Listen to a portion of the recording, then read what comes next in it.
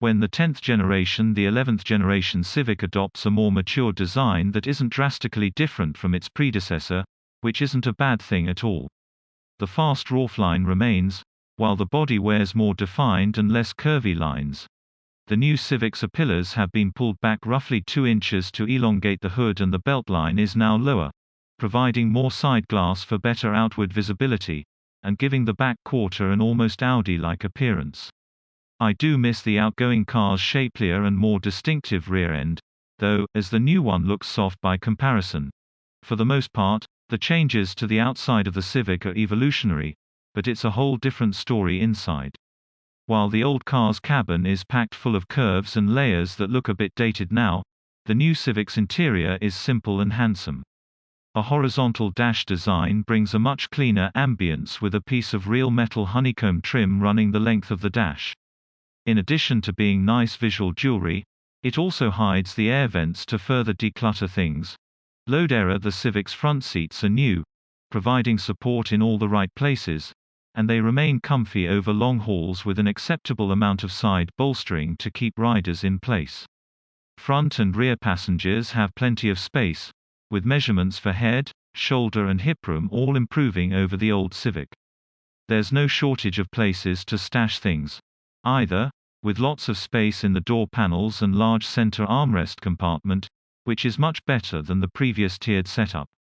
To haul stuff, the Touring model has a serviceable 14.4 cubic feet, 14.8 in every other trim, of space in its trunk.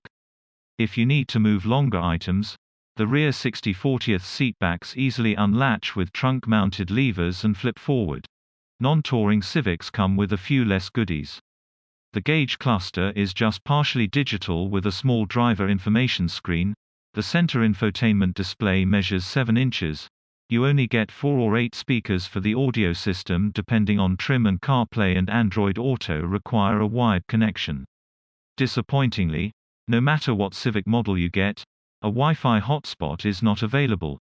Every new Civic receives a substantial list of standard safety tech.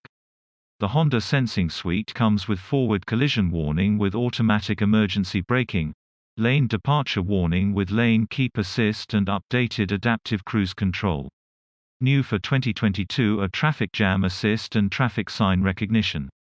X and Touring trims benefit from standard issue blind spot monitoring, too. Driving the latest Civic is a familiar experience.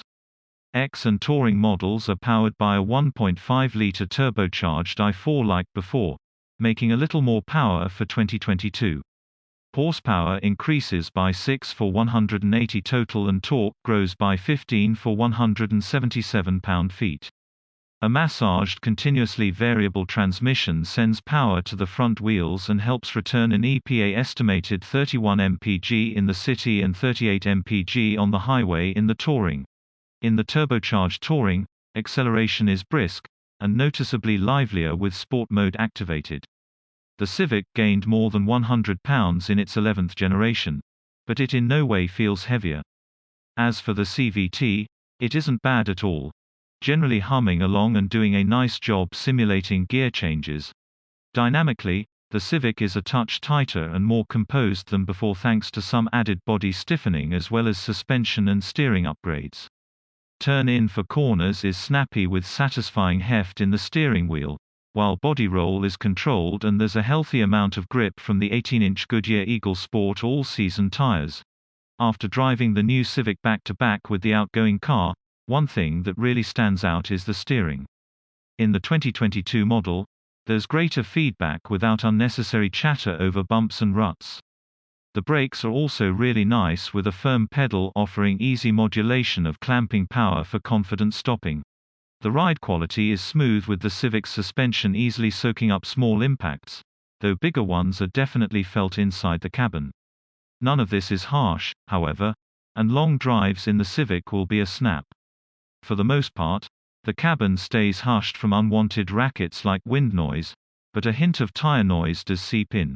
For my Civic sedan build, I'd resist the urge to get the Touring and save some loot and go for an X, which begins at $25,695 with destination. This way, I'd get the more powerful turbocharged engine and blind spot monitoring, which are must-haves. Not having the fully digital gauge cluster and Bose audio is a bummer. But neither are items I'd miss terribly.